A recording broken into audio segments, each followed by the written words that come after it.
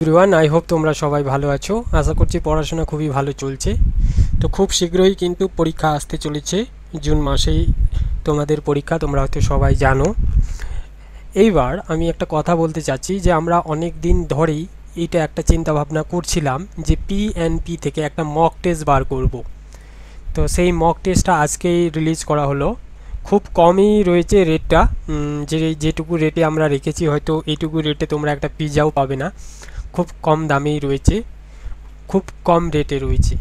দেখো, তোমরা হয়তো দেখতে পাচ্ছ উইকলি মক টেস্ট A1। আমাদের যে মক টেস্টটার নাম সেটা হচ্ছে A1 for UGC net set December 2025। এবার নেট তোমরা হয়তো ভাবতে পারো যে জুন মাসে তো শেষ হয়ে যাবে, তাহলে জুন অবধি আমরা অ্যাক্সেস পাবো, তারপরে কি পাবো না? না, তোমরা অ্যাক্সেস পাবে ডিসেম্বর অবধি, তোমরা এটা অ্যাক্সেস পাবে। এই গ্রুপে তোমাদের অ্যাড করা হবে। এই মক টেস্টে কী কী থাকছে সেই বিষয়টা তোমাদের বলবো। ফার্স্ট কি থাকছে, unlimited MCQ multiple choice question থাকছে।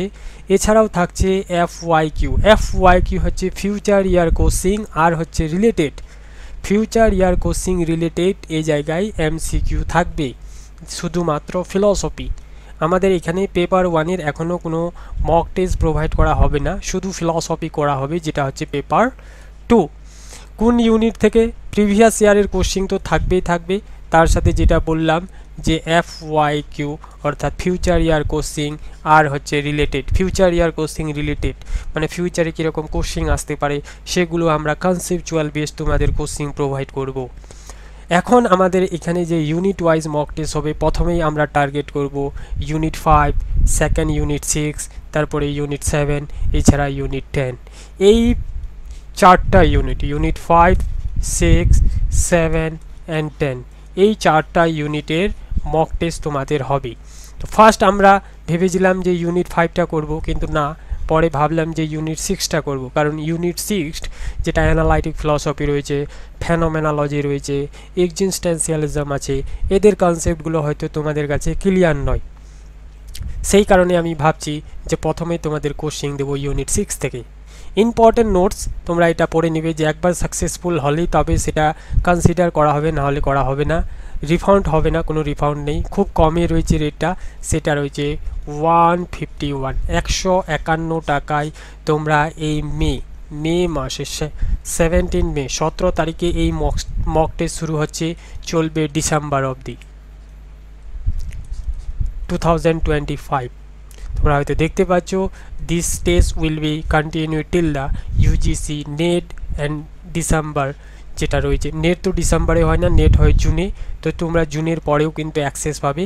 ডিসেম্বর 2025 অর্থাৎ সেট অবধি তোমরা এই অ্যাক্সেসটা পাবে। সরি, আমি 17 তারিখে বলছি কেন, শুরু হচ্ছে তোমাদের 21 তারিখে।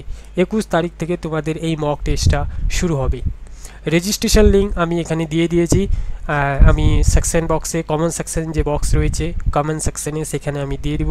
তোমরা চাইলে সেখানেও ক্লিক করে এই রেজিস্ট্রেশন করতে পারো। যদি কারো কোনো প্রবলেম হয় তাহলে তোমরা এই নাম্বারে হোয়াটসঅ্যাপ করতে পারো 9851917792।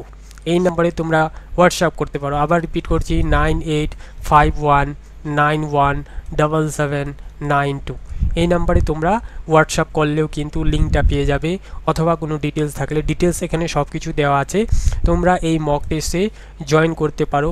প্রত্যেক সপ্তাহে 2 দিন করে মক টেস্ট হবে। কোয়ালিটিয়াল কোশ্চিন রয়েছে, খুব কোয়ালিটি অনুযায়ী কোশ্চিন, কনসেপচুয়াল কোশ্চিন। কোনো এ জায়গায় ও জায়গায় থেকে ওই কপি করে দিয়ে দিলাম সেগুলো কোশ্চিন একদমই নয়। কনসেপচুয়াল কোশ্চিন থাকবে। আমাদের যে পৌলমী ম্যাম আছেন, উনি মোটামুটি 6 বার নেট সেট ক্লিয়ার করেছে। তো এই 6 বারে তার অনেক অভিজ্ঞতা রয়েছে। এছাড়াও আমিও ক্লিয়ার করেছি, আমারও অভিজ্ঞতা রয়েছে। আমি গত 1 বছর ধরে পেপার 1 পড়াচ্ছি, 1-1.5 বছর ধরে। এছাড়াও আমি রিসেন্টলি ফিলসফিটা টুকটাক কোনো টপিক যদি যার বুঝতে অসুবিধা হয় সেটাও আমি পড়িয়ে দিই। তো তোমরা চাইলে আমাদের মক টেস্ট জয়েন করতে পারো। আমরা কনসেপচুয়াল বেস কোশ্চিন দেবো। শুধু প্রিভিয়াস ইয়ারের কোশ্চিন প্র্যাকটিস করলে হবে না, কারণ তোমরা জানো যে প্রিভিয়াস ইয়ারের কোশ্চিন খুব কম রিপিটেড হয়। একটা বা দুটো এই ব্যতিক্রম ছাড়া কিন্তু প্রিভিয়াস ইয়ারের কোশ্চিন রিপিটেড হয় না। সুতরাং আমাদের কি করতে হবে, যেটা আসবে আমাদের কোশ্চিংয়ে বা কী ধরনের কোশ্চিন আসতে পারে সেই অনুযায়ী আমাদের এখানে তোমাদের কোশ্চিন প্রোভাইড করা হবে বা মক টেস্ট নেওয়া হবে। তো চলো তাহলে আমরা হাইডেগারের সেকেন্ড ক্লাস করি। এই সেকেন্ড ক্লাস আমরা প্রথম ক্লাস অলরেডি করে ফেলেছি, তোমরা হয়তো জানো বা অনেকেই জানি যে সেকেন্ড ক্লাস হাইডেগারের হয়ে গেছে। সেটা ইউটিউবে পোস্ট করা হয়নি কারণ সেটা রেকর্ডিং করা হয়নি। এছাড়াও আমাদের যে হাইডেগারের ক্লাস রয়েছে সেখানে ব্যাকগ্রাউন্ড নিয়ে কথা বলা হয়েছে। হাইডেগার কেন হুসালের যে ফেনোমেনোলজি সেটাকে তুলে ধরে নিউ ডিরেকশন দিলেন, কেন হাইডেগার অন্টোলজিতে যেতে চাইলেন, এই জায়গাগুলো কিন্তু আমরা পুরোপুরি একবারে যেরকম কনসেপ্ট অফ বিইং, ডিজাইন, এগুলো একদমই আলোচনা করা হয়ে গেছে। তো সুতরাং সেটাতে আমরা যাচ্ছি না। আজকে আমরা সেকেন্ড ক্লাস করছি হাইডেগারের কি বুঝবো, হাইডেগারের the concept of the they and das man. The they and das man বলতে কি বোঝায়? আমি বারবার বলি, এখনও বলছি যে প্রত্যেকটা জিনিস পড়ার আগে, বিশেষ করে ফিলসফি বিষয়টা হচ্ছে এমন একটা জিনিস, যদি তোমার ব্যাকগ্রাউন্ড না জানা থাকে, যদি তুমি ব্যাকগ্রাউন্ড সম্পর্কে কিছু না জানো, তাহলে একটা ফিলসফার কী বলতে চেয়েছেন সেই জিনিসটা কিন্তু একদমই বুঝতে পারবে না। সুতরাং প্রথমে আমাদের ব্যাকগ্রাউন্ড জানতে হবে। তো আমরা অলরেডি ব্যাকগ্রাউন্ড আলোচনা করে ফেলেছি, ওনার যে বিইং সেটাও আলোচনা করে ফেলেছি, উনি যে ডিজাইন নিয়ে কথা বলেছেন সেটাও আলোচনা করে ফেলেছি, এবং কার কার দ্বারা উনি পারমেনাইডিস, হেরাক্লিটাস, অ্যারিস্টোটল এই তিনজন দ্বারা কি হয়েছিলেন, ইনফ্লুয়েন্স হয়েছিলেন, সেই জায়গাটাও কিন্তু আমি আলোচনা করেছি। পারমেনাইডিসের যে বিইং, সেই বিইংয়ের জায়গাটা থেকেই ইনফ্লুয়েন্স হয়েছিলেন। তো সুতরাং সেটা আমি আর রিপিট করতে চাই না, কারণ সেটা অলরেডি ক্লাস নাম্বার 1-এ আলোচনা করা হয়ে গেছে। তো আমরা যেহেতু ক্লাস নাম্বার 2 করছি, তাহলে আজকে ক্লাস নাম্বার 2 এর যে দ্য দে বা দাসম্যান, সেটার প্রথমে আমরা মিনিংটা জেনে নেব যে হোয়াট ইজ দ্য দে বা দাসম্যান। এই দ্য দে বা দাসম্যান বলতে কি বুঝিয়েছে? বলছে Heidegger say that we often stop thinking for our সেলভেজ and instead follow what people generally do or what society expect. When we do this, we are controlled by the they. এই জায়গাটাতে আসলে উনি কি বলতে চেয়েছেন, এ দাসম্যান বা দে বলতে কি বুঝিয়েছেন হাইডেগার বলছেন, যখন আমরা কি করছি, আমাদের যে চিন্তা ভাবনা, often stop thinking ourselves, আমাদের যে নিজেদের চিন্তা, আমরা নিজের মতো করে যে ভাবি, সেই ভাবনাটাকে কি করে ফেলি, স্টপ করে ফেলি। স্টপ করার পর আমরা কি করি, people generally do or what society expect. Society, সমাজ তোমার কাছে কি চাইছে, মানুষ কি করছে, অন্য মানুষগুলো কি করছে, সেগুলো আমরা চিন্তা করছি, সেগুলোর পিছনে আমরা কি করছি, ছুটছি। আমরা কিন্তু আমাদের কথা ভাবছি না। সেটাকেই বলা হচ্ছে দাসম্যান বা দা দে দ্বারা আমরা কি হই, নিয়ন্ত্রিত হই। ফর এক্সাম্পল, ধরো যে তুমি কি করতে চাচ্ছ, নেট সেট কোয়ালিফাই করে তুমি অ্যাসিস্ট্যান্ট প্রফেসর হতে যাবে বা হতে চাচ্ছ, কিন্তু তোমার এক বন্ধু আছে, সে কম্পারেটিভ এক্সাম কোয়ালিফাইও করে নিয়েছে, এখন জবও করছে। তখন তোমার মনটা কি চাইছে যে আমার বন্ধু কম্পারেটিভ এক্সাম কোয়ালিফাই করে জব করছে, তাহলে আমি নেট আর সেট কেন করতে যাব? তখন কিন্তু তোমার মনটা চলে যাচ্ছে এই কম্পারেটিভ এক্সামের দিকে। তার মানে কি হচ্ছে, তোমার যে নিজের চিন্তা ভাবনা, তুমি যে ভেবেছিলে আমি অ্যাসিস্ট্যান্ট প্রফেসর হব, তখন কিন্তু নিজের চিন্তা ভাবনাটাকে ছেড়ে দিয়ে তুমি কি করছো, অন্যকে নিয়ে ভাবছো যে আমার বন্ধু জব পেয়ে গেছে, আমার বন্ধু চাকরি পেয়েছে, সুতরাং আমিও সেই কম্পারেটিভ এক্সাম কোয়ালিফাই করে চাকরি করব।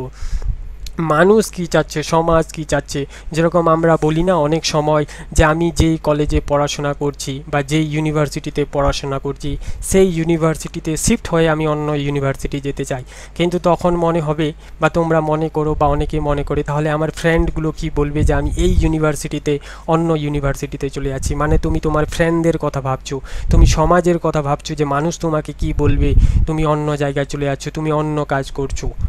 তো সুতরাং যখন আমরা কি করছি, আমাদের যে নিজস্ব চিন্তা ভাবনা বা নিজের সম্পর্কে যে চিন্তা, সেই চিন্তাগুলো না করে সমাজকে নিয়ে আমরা চিন্তা করি, সমাজ কি চাচ্ছে, অন্যান্যরা কি চাচ্ছে, অন্য মানুষগুলো কি করছে, সেটাই হচ্ছে দা দে দ্বারা নিয়ন্ত্রিত, এটাই হচ্ছে দাসম্যান।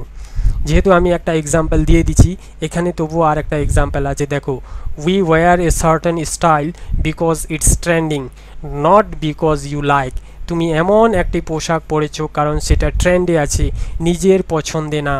তার মানে কি বলছে এখানে, যে তুমি কি করেছো, অন্যকে একজন ফলো করে বা পোশাকটি যেহেতু ট্রেন্ডে আছে সেই কারণে তুমি সেই পোশাকটা পরেছো, বাট তোমার নিজের পছন্দ না। যেরকম দেখবে বর্তমানে ওই প্যান্টগুলো থাকে ছেঁড়া ছেঁড়া এরকম দাগ দাগ টাইপের থাকে, অনেকে পরে, কিন্তু ওদেরকে জিজ্ঞাসা করবে যে প্যান্টটা কি তোমার পছন্দ, বলবে না না আমার পছন্দ না, তবে কি মানুষ পরে বা সবাই পরে ওই কারণে আমিও পরেছি। তার মানে কি করছে, সেই ছেলেটা বা সেই মেয়েটা অন্য কাউকে ফলো করছে বা অন্য সোসাইটিতে কি চলছে, সমাজ কি চাচ্ছে সেটা করছে, কিন্তু নিজের যা চিন্তা ভাবনা সেই চিন্তা ভাবনা একদমই করছে না।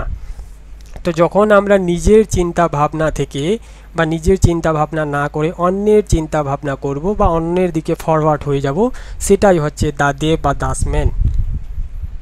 বুঝতে পারলে, এই দ্য দাসম্যান বা দ্য দের কারণে কি হয়, এটা হয়ে যাচ্ছে ইনঅথেন্টিক্যালি। কেন ইনঅথেন্টিক্যালি? তোমার মন চেয়েছিল যে তুমি নেট সেট কোয়ালিফাই করে কি করবে, অ্যাসিস্ট্যান্ট প্রফেসর হবে, কিন্তু তোমার মনটা অন্য দিকে চলে গেল, সেটা হচ্ছে কম্পারেটিভ জব। যখন তুমি এই জবে চলে যাচ্ছ, মানে তোমার যা অথেন্টিসিটি বা তুমি যে অথেন্টিক একজন ব্যক্তি তা কিন্তু হচ্ছে না, তুমি অন্যের কথা ভাবছো, অন্যদিকে শিফট হয়ে যাচ্ছ। দেখো, not as who we truly are, তখন কিন্তু তোমার সত্যিকারের যে জীবন বা তুমি যা চাচ্ছ সেটা কিন্তু হচ্ছে না, তুমি অন্যদিকে চলে যাচ্ছ, তখন সেটা হয়ে যাচ্ছে inauthentically. But as what others expect, মানে অন্যান্যরা কি চাইছে, যেভাবে অন্যান্যরা চাই সেভাবে তুমিও চাও, সেভাবে আমাদের নিজের মতো করি, মানে ওদের মতো আমরা কি করি, করে ফেলি। তো এক কথায় এই দা দে বা দাসম্যান বলতে আমরা আমাদের চিন্তা ভাবনা না করে বা ইটসেলফের কথা না ভেবে কি করছি, আদার্সের কথা ভাবছি, সেটাই হচ্ছে দা দে বা দাসম্যান। এবার central idea in Heidegger being and time. Being and টাইমের যে সেন্ট্রাল রয়েছে, বিইং নিয়ে আমরা অলরেডি কথা বলে ফেলেছি, তবুও আমি হালকা কয়েকটা লাইনে বোঝানোর চেষ্টা করব বা এক লাইনেই বোঝানোর চেষ্টা করব, যেহেতু আমরা বিইংটা বুঝতে না পারলে বিইং অ্যান্ড টাইমটা, তাহলে এই দাসম্যানটা আরও ক্লিয়ার হবে না। তো আমাদের আরও ক্লিয়ারের জন্য এই বিইং অ্যান্ড টাইমটা হালকা এক লাইনে বুঝে নেব।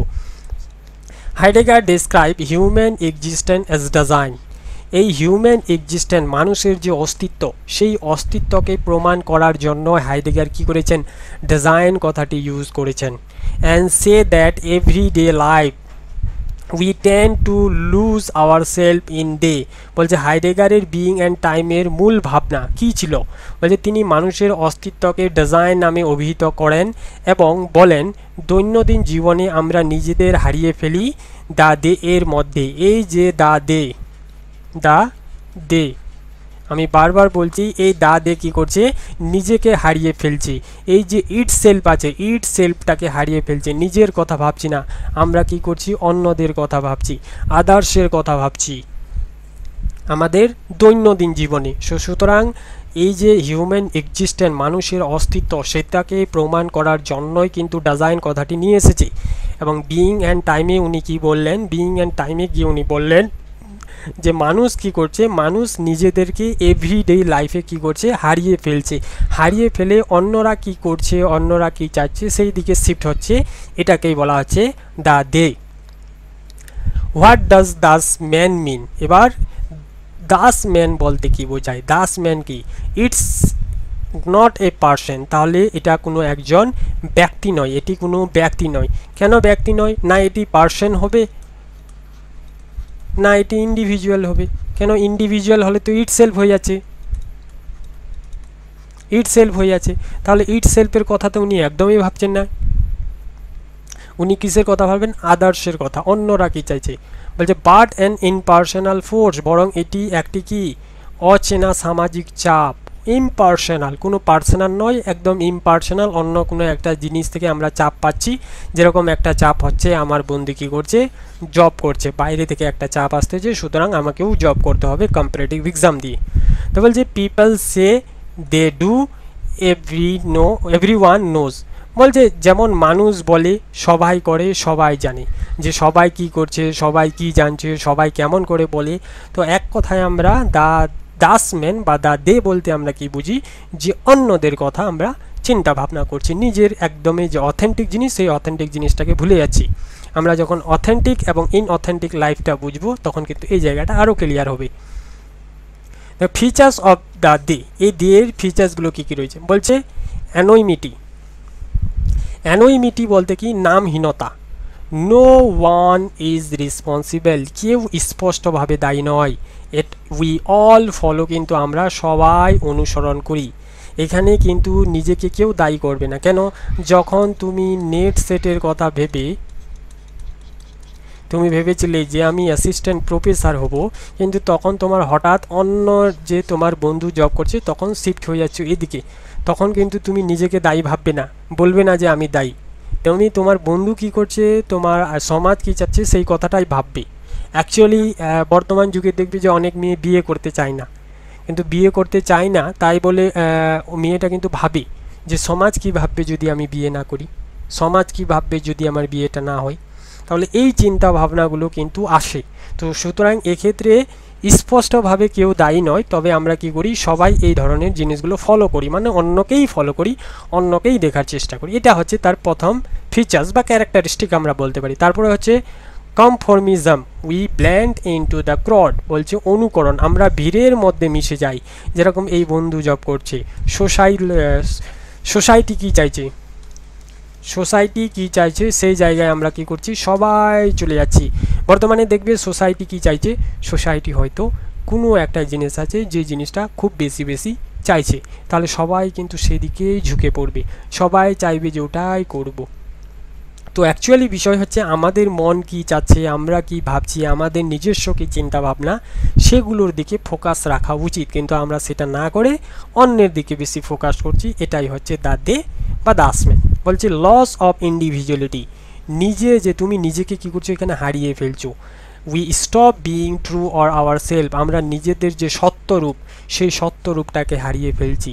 তোমরা হয়তো কোথাও গেছো, ফর এক্সাম্পল তোমরা রাস্তা দিয়ে হাঁটছো, রাস্তা দিয়ে হাঁটতে হাঁটতে হাঁটতে হাঁটতে কোনো একটা লোক বা কোনো একটা ছেলে তোমাকে হুট করে ধাক্কা দিয়ে দিল, তখন কিন্তু তোমার মন চাইবে যে না আমি ওই ছেলেটাকেও আমিও ধাক্কা দিই, আমিও মারামারি করি, আমিও কি করি, তাকে দু একটা গালাগালি করি। কিন্তু না, তুমি কি ভাববে, ইস আমি যদি গলাগাল করি, আমি যদি সেই ছেলেটাকে ধাক্কা দিই, তাহলে লোক যদি দেখে তাহলে আমাকে কি ভাববে, আমি তো একজন শিক্ষিত পারসন। কিন্তু দেখো এখানে কিন্তু তুমি নিজেকে হারিয়ে ফেলছো, যদিও কাজটা সঠিক নয় অন্যকে মারা, তবুও কিন্তু নিজেকে হারিয়ে ফেলছো। যখন তুমি কিয়েরকেগার্ড পড়বে, তোমরা কিয়েরকেগার্ডের একটা জায়গায় এক্সাম্পল আছে ব্যাড ফেথের জায়গাটায়, যে একটা মেয়ে অ্যান্ড একটা ছেলে দুজন কী করছে, একটা জায়গায় বা কোনো একটা রেস্টুরেন্টে দুজনে ঘুরতে গেছে, ঘুরতে গিয়ে খেতে বসেছে। খেতে বসার পর ছেলেটি সেই মেয়েটির হাতে হাত রেখেছে। কি বললাম, একটা ছেলে অ্যান্ড একটা মেয়ে দুজনই একটা রেস্টুরেন্টে খেতে গেছে, ছেলেটি খাওয়ার সময় মেয়েটির হাতে হাত রেখেছে। মেয়েটার হয়তো খারাপ লাগছে যে না ছেলেটা কেন আমার উপরে হাত দিয়েছে, আমার হাতে হাত দিয়েছে, ছেলেটার ইন্টেনশন কী, ছেলেটা আসলে কি চাইছে, সেই জিনিসগুলো কিন্তু মেয়েটা জানে। তবুও মেয়েটা কি করছে, যাতে কোনো সিন ক্রিয়েট না হোক, বা যাতে ছেলেটা খারাপ না ভাবুক, বা যাতে আমি কোনো রিয়্যাক্ট না করি, এমনভাবে মেয়েটি চুপচাপ আছে, কিন্তু আসলে মেয়েটির খারাপ লেগেছে। তো সেক্ষেত্রে মেয়েটি কী করলো, নিজের যে সত্যরূপ, নিজের যে চাহিদা, নিজে যে বলতে পারলো না যে তুমি হাতটা সরাও, বা বলতে পারলো না ছেলেটিকে তোমার ইন্টেনশন কী, তাহলে সে কী করছে, মেয়েটি নিজের সত্যরূপ হারিয়ে ফেলছে। ঠিক একইভাবে কিন্তু আমরা এই জিনিসটা রিলেট করতে পারি, আমরা অন্যের কথা ভাবছি, যেরকম মেয়েটি সেই ছেলেটির কথা ভাবলো, যদি এখন তাকে হাতটা সরিয়ে ফেলতে বলি তাহলে হয়তো ছেলেটাকে খারাপ লাগবে, হয়তো ছেলেটা অন্য কিছু ভাববে।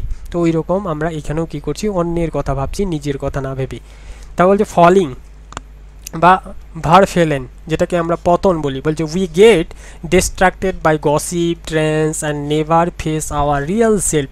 আমরা কি করছি, গসিপ যে গুজব কথা, অন্যরা কি বলছে সেই কথাই বেশি কান দিচ্ছি, ট্রেন্ডে কি চলছে সেটা বেশি করছি, সেটার দিকে বেশি ফোকাস রাখছি। And never face our real self, আমরা নিজের যে আসল রূপ, নিজের যে সত্যিকারের রূপ সেটার উপর বেশি ফেস করছি না, বা সেটার উপর আমরা ফোকাস করছি না, আমরা সব সময় অন্যের কথাই ভাবছি। Authentic versus in authentic life, যেটা আমি এখনই বললাম যে অথেন্টিক যখন নিজের কথা ভাববো, নিজের জিনিস নিয়ে চিন্তা ভাবনা করব, নিজে কি চাইছি সেটাই করব, কিন্তু সেটা না করে আমরা করছি ইন অথেন্টিক লাইফ, অন্যের কথা ভাবছি। তো তাহলে দেখে নিই এই অথেন্টিক অ্যান্ড ইন অথেন্টিকের মধ্যে কি পার্থক্য। বলছে inauthentic design, inauthentic design. Lives design বলতে কি সেটা আমি বুঝিয়ে ফেলেছি, সুতরাং আমি ডিজাইনের কথা এখানে একদমই আনছি না। অলরেডি আমি ফার্স্ট ক্লাসে বা প্রথম ক্লাসে এই জিনিসটা বোঝানো হয়ে গেছে। বলছে lives under the influence of the they without self awareness. তাহলে আমরা কি করছি, আমাদের যে সেলফ অ্যাওয়ারনেস, আমাদের যে আত্মচেতনা, সেই আত্মচেতনা না করি, এখানে দেখো আত্মচেতনাবিহীনভাবে নিজেদের কথা না ভেবে বা সেলফ অ্যাওয়ারনেস না হয়ে আমরা সব সময় কী করছি, দাদের দিকে ইনফ্লুয়েন্স হচ্ছি। দাদে মানে আদার্সের কথা, আদার্সের দিকে আমরা ইনফ্লুয়েন্স হচ্ছি। আদার্সরা কী চাচ্ছে সেই জিনিসটার উপর বেশি ফোকাস করছি। সেই কারণে আমাদের জীবনটা হচ্ছে ইনঅথেন্টিক ডিজাইন বা ইনঅথেন্টিক লাইফ। তাহলে অথেন্টিক ডিজাইন বা অথেন্টিক লাইফ হতে গেলে কি করতে হবে, আমাদের চুজেস ফর ইট সেলফ, আমি কি চাচ্ছি আমার নিজের মতো করে সেটাকে বেছে নিতে হবে। এম্বারেস ইন্ডিভিজুয়ালিটি, আমার যে ইন্ডিভিজুয়ালিটি, আমার যে স্বয়ংক্রিয়তা, আমি কি চাচ্ছি, আমার ধারণা কি, সেই জিনিসটার উপর ফোকাস করতে হবে। অ্যাপসেট রেসপন্সিবিলিটি ফর বিইং, তোমার অস্তিত্বের যে দায় নেই সেই জিনিসটা কি করতে হবে। দেখো এখানে কি বলেছে, নিজের মতো করে বেছে নিতে হবে এবং রেসপন্সিবিলিটি ফর বিইং, বিইং মানে সত্তা, নিজের সত্তার প্রতি তোমাকে রেসপন্সিবিলিটি থাকতে হবে। তাহলে অথেন্টিক বলতে নিজের কথা বলা বা নিজের কথা চিন্তা ভাবনা করা, ইনঅথেন্টিক মানে অন্যদের কথাই চলে যাওয়া। তো what is Heidegger concept of the day. আমি কেন বারবার এতবার দিচ্ছি দ্য ডে বলতে বা দাসম্যান বলতে কেন বুঝাই, কারণ আমি চাচ্ছি যাতে একবারে তোমাদের কনসেপ্টগুলো ক্লিয়ার হয়ে যাক, দ্বিতীয়বার যাতে কোনো বই ফলো করতে না হোক। হ্যাঁ, বই ফলো করতে হবে অবশ্যই, আমি বলছি না যে বই একদমই ফলো করবে না, তবে নেটের জন্য এনাফ, এখান থেকে তোমরা ক্লাসটা করলে অনেক কিছু ক্লিয়ার হয়ে যাবে। তো আমি চাচ্ছি যে তোমরা ক্লাসটা করো এবং পরবর্তী চাইলে তোমরা বই ফলো করতে বলছে Heidegger concept of the day বা দাসম্যান describe how people often live according to social norms rather than their true self। তার যে ট্রু সেলফ সেটার উপর ফোকাস না করে সোশ্যাল কি চাচ্ছে, সোশ্যাল নর্মস কীরকম সেটার দিকে বেশি এগিয়ে যাওয়া। দেখো সামাজিক নিয়ম অনুসরণ করে জীবন যাপন করি, সামাজিকে কী চেয়েছে, সামাজিকরা কী চাচ্ছে, অন্যরা কী চাচ্ছে, আদার্সরা কী চাচ্ছে, সেটার উপর আমরা বা সেই নিয়ম অনুযায়ী আমরা আমাদের জীবন যাপন করি। কিন্তু আমাদের যে সত্যিকারের আত্মা বা সত্যিকারের সেলফ বা সত্যিকারের যে ইন্ডিভিজুয়ালিটি রয়েছে সেটার উপর ফোকাস করি না। It refer to an anonymous collective mindset that tells us how to live, think and act. বলছে অজ্ঞাত সামাজিক মানসিকতা যা বলে দেয় কিভাবে আমাদের চিন্তা, আচরণ, জীবনযাপন করতে হবে। অ্যানোনিমাস কালেকটিভ মাইন্ডসেট মানে অজ্ঞাত যে জিনিসগুলো, সেই জিনিসগুলো আমরা কিভাবে আমাদের মানসিকে নিয়ে আসবো, কিভাবে চিন্তা করব, কিভাবে আচরণ করব, সেটা আমাদের জীবনযাপন করতে হবে। এক কথায় ইট সেলফের কথা না ভেবে আদার্সের দিকে আমরা বেশি ফোকাস করছি। বলছে when we live under the day, যখন আমরা এই দ্য ডের মধ্যে চলে আসি তখন কিন্তু বিকাম ইনঅথেন্টিক লাইফ, আমাদের কিন্তু ইনঅথেন্টিক লাইফ হয়ে যায়। আমি কিন্তু এই জায়গায় তোমাদের বুঝিয়ে দিলাম অলরেডি যে ইনঅথেন্টিক লাইফ কখন হয়, যখন আমরা ইনফ্লুয়েন্স হয়ে যাই দ্য ডের দিকে, যখন আমাদের কোনো সেলফ অ্যাওয়ারনেস থাকে না। তাহলে এই দ্য ডে কখন হবে, যখন আমরা কি করব, দ্য ডে হয়ে যাবে তখন আমাদের জীবনটা হয়ে যাবে inauthentic life. Lose our individuality, loss বা লুজ তোমরা বলতে পারো, আমরা কি করছি, আমাদের যে নিজস্বতা বা নিজস্ব যে একটা অস্তিত্ব সেটাকে আমরা কি করে ফেলছি, সেটা হারিয়ে ফেলছি। Heidegger argues to become authentic by taking responsibility for own existence. একমাত্র আমরা কি করতে পারি, আমাদের আহ্বান জানান যে আমরা নিজের অস্তিত্বের দায়িত্বে নিয়ে সক্রিয় হই বা নিজের অস্তিত্ব সম্পর্কে আমাদের রেসপন্সিবিলিটি নিতে হবে যখন আমরা অথেন্টিকের জায়গায় চলে যাব। তো ওনার একটি ভালো রয়েছে, কোটেশন রয়েছে, তোমরা এই কোটেশনটা দেখে যাও। To break free from the they is the first step authentic existence. তখনই আমরা দ্য ডেকে ব্রেক করতে পারবো বা ভাঙতে পারবো বা এই দ্য ডে থেকে মুক্ত হতে পারবো যখন আমরা অথেন্টিক এক্সিস্টেন্সে যাব। তাহলে ইনঅথেন্টিক থেকে আমাদের অথেন্টিকে যেতে হবে, এটাই ছিল আমাদের প্রথম ক্লাস। তো দ্য লস অফ অথেন্টিসিটি কিভাবে লস হয়, তাও দ্য দাসম্যান বিং, আরও অনেকটাই রয়েছে, আমি এতটা করাচ্ছি না তোমাদের কারণ প্রচণ্ড বড় ক্লাস হয়ে যাবে। তো আজকের মধ্যে এটাই থাকুক, এর পরের দিন আমি থার্ড ক্লাসটা হয়তো তোমাদের পড়িয়ে দেবো বা ইউটিউবে দিয়ে দেবো। তো এবার তোমরা এই জিনিসটা আবারও রিপিট করছি যে তোমরা চাইলে এটা রেজিস্ট্রেশন করতে পারো, কারণ আমরা কনসেপচুয়ালি কোশ্চেন দেবো। আশা করছি তোমরা সবাই ভালো করে ক্লাসটা দেখবে এবং সুস্থ থাকো।